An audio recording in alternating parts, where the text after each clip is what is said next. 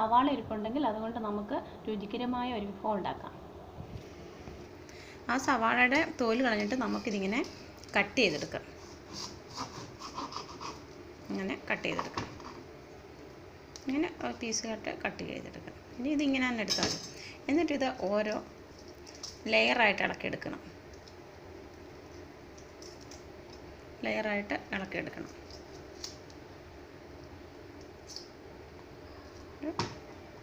ഇതെല്ലാം ഇങ്ങനെ ലെയറായിട്ട് ഇളക്കിയെടുക്കുക.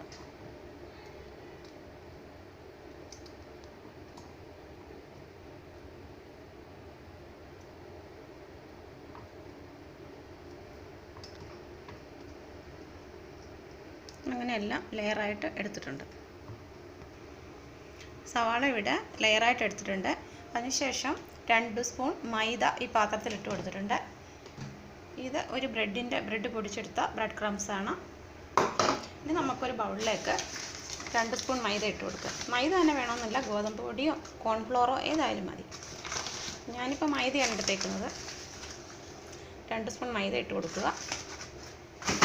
അതിനുശേഷം അതിനകത്തൊരു 1/2 ടീസ്പൂൺ മുളക് പൊടി ഇട്ട് കൊടുക്കുക. പിന്നെ ഒരു 1/4 ടീസ്പൂൺ കുരുമുളക് പൊടി ഇട്ട് കൊടുക്കുക.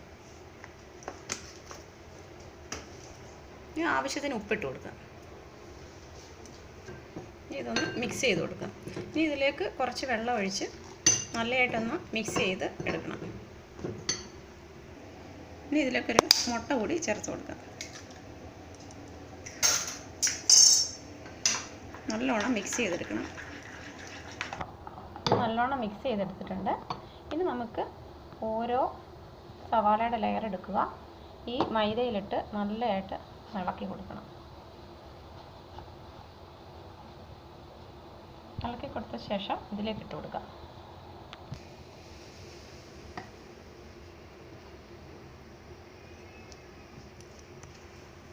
ഇതിലേക്കിട്ട ശേഷം നമ്മുടെ ബ്രെഡ് ക്രംസിലേക്ക് ഇടുക.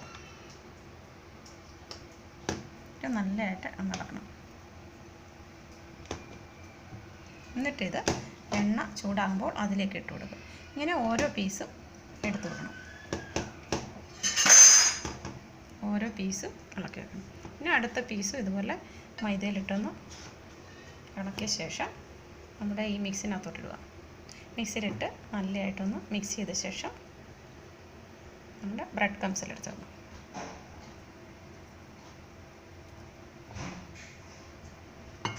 അങ്ങനെ ഓരോ പീസും എടുത്ത് വെക്കണം. എണ്ണ ചൂടായിട്ടുണ്ട്. നമുക്ക് ഓരോ പീസ് ഇട്ട് കൊടുക്കാം.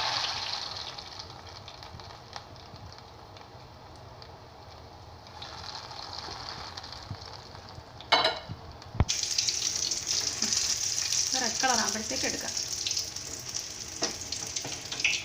തിരിച്ചിട്ട് കൊടുക്കുക. പെട്ടെന്ന് ഇത് റെഡിയായിട്ട് കിട്ടും.